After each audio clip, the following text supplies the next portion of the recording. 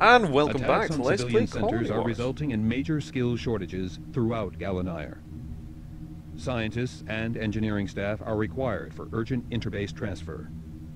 Dedicated staff transport networks now established. Network inspectors within Acheron Zone report potential threats to skilled flight craft technicians in convoy for Midas. Destination classified. Enemy cells in vicinity known to favor use of anti-civilian aggression. This convoy is regarded as a high-risk target. Join the convoy as armed backup. Okay. You are cleared to engage hostile craft. Use absolute aggression. Ensure safe passage for civilians. This mission carries a heavy flak potential. The TIDS is, sorry. What's TIDS? The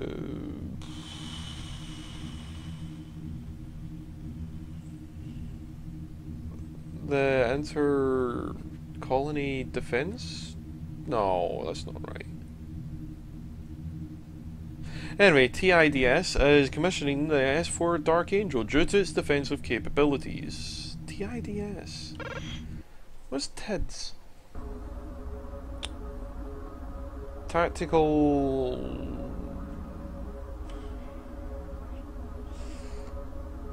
Okay, Tactical Information Defense Squad? No, that would make no sense. System, maybe? Tactical Information Defense Systems? I don't know. Presence detected. I see him on my scanner. Let's get him. So yeah, this ship has a bit more firepower and is a little less agile due to its heavier frame rate drop there. Due to its frame rate.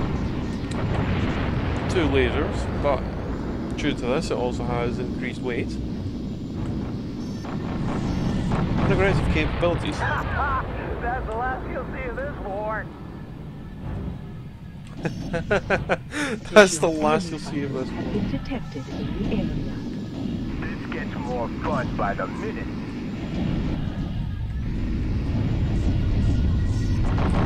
This looks tough. Oh, it's fine, you. Worried for nothing.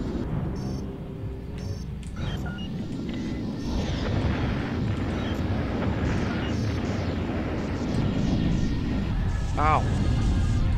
Ow.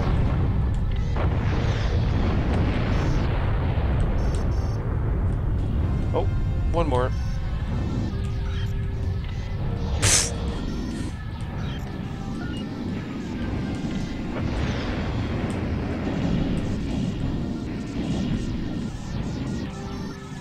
You are targeting friendly craft.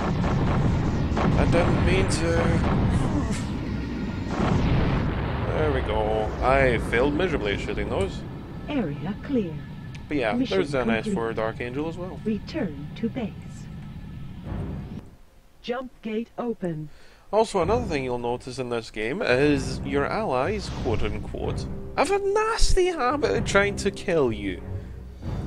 Completely unintentionally, they'll just start shooting your shield going, well, he's got a shield still. It's like, oh, please don't. I'm sitting there shooting the enemy, don't attack me just because I'm chasing him. Anyway, I'll see you a bit for the lore, and until next time, all the best, and I hope you enjoy it if you don't stay around for the lore. You know, same as last time basically.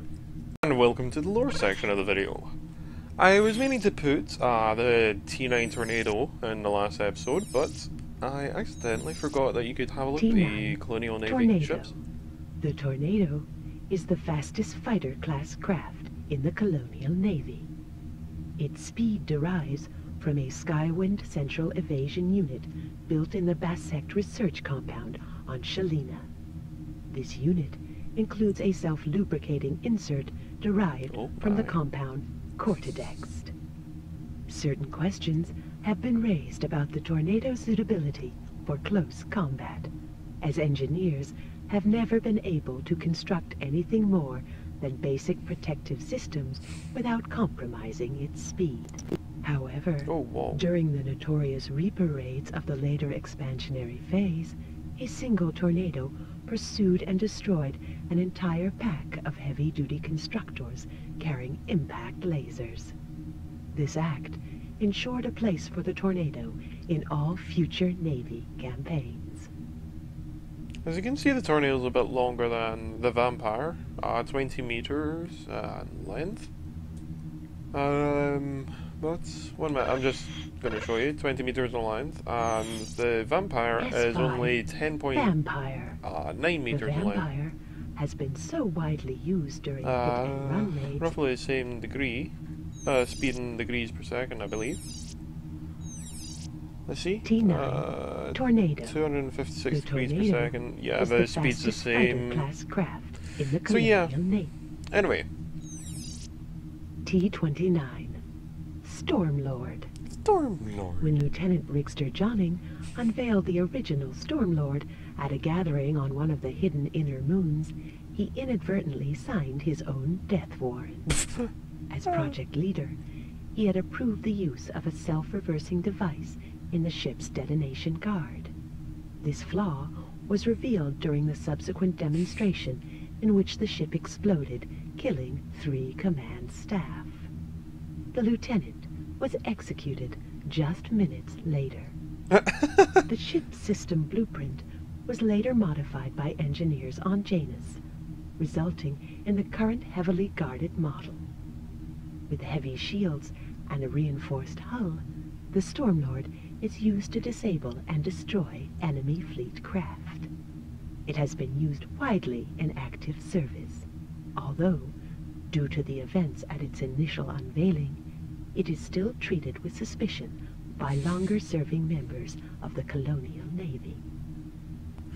Oh, I'm sorry, that's kind of funny to me. We built this failsafe van, but it almost killed everyone. T5 Avalanche. Decrypted data sources reveal that more avalanches are produced in one Imperial Arms factory during a year than have been destroyed by League forces during the entire uprising. Whether these figures have been subject to modification or not, it remains clear that this well-armed and protected strike craft is one of the Navy's favored attack weapons. First encountered during a small-scale food rebellion, the avalanche destroyed entire communities in a matter of minutes. It has since been used many thousands of times, giving it near-legendary status within the Navy. Indeed, many of the Navy's inner command began as avalanche pilots during the uprising's mid-phase.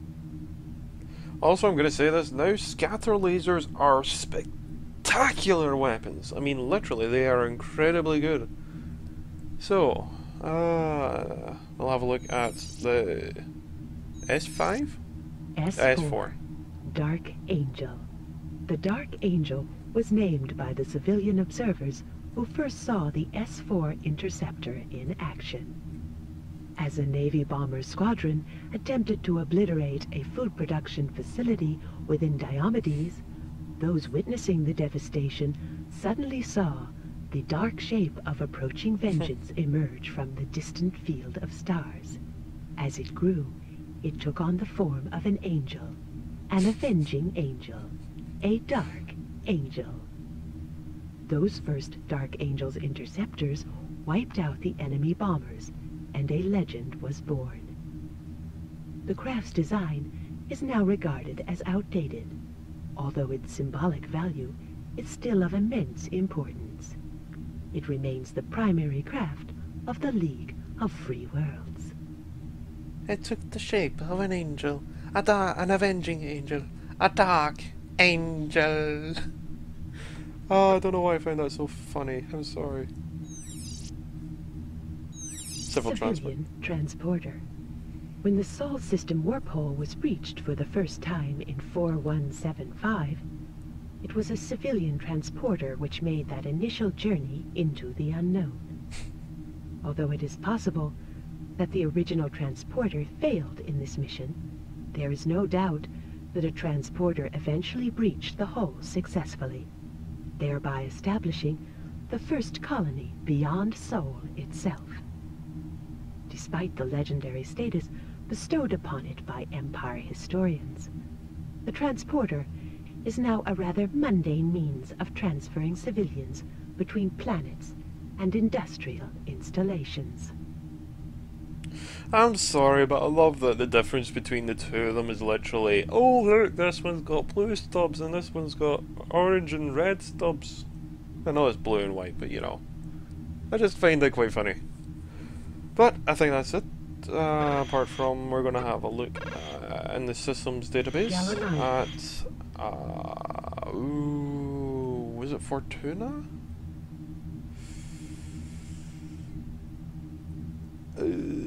I'll be back in a second when I figure out what it was I was to do. Okay, so it was Acheron we had to have a look at. So planets. Acheron. Planetary observations. Acheron remains the only organic planet to have been discovered anywhere in the universe. Huh. It is not clearly understood how Acheron came to exist, although Empire scientists have speculated that since it is organic, it must have the potential to reproduce, and therefore there must be other such planets elsewhere. The planet's surface is made up of a dense vegetable matter which alters in color according to weather conditions. The presence of huge phosphorus lakes means that Acheron is never in darkness. I'm sorry, but what? Are they trying to say that Acheron is alive? That's what it sounded like to me. Acheron was colonized in 4472 AD by a commercial operation called Future Food. Their brief was to establish Gallinair as the Empire's primary food exporter, a plan which dated back to the original colonization of the system. The Empire believed a commercial initiative would have more chance of success, and while the planet successfully sustained a number of productive biofarms, Future Food was unable to expand the operation to the rest of the system. Now supplying foodstuffs to planets loyal to the League of Free Worlds, Acheron has been a frequent target for Empire buzzcraft. The Colonial Navy's largest operation resulted in the destruction of an entire year's harvest, which devastated League morale. Acheron's defenses have subsequently been upgraded to principal status. Intriguing. The bioorganic defense system installed on Acheron is linked to the planet's own cell structure. Consequently, certain defense functions are automatically operated if the planet's own ecosystem is tampered with in any way. Should a hostile force attempt to take over Acheron's biofarms, the planet itself will trigger the release of toxins, rendering all produce unusable. Wow. Literally does seem that this planet is apparently alive. Like, literally alive. But yeah, I'll leave it there. So until next time, all the best, and I hope you enjoyed.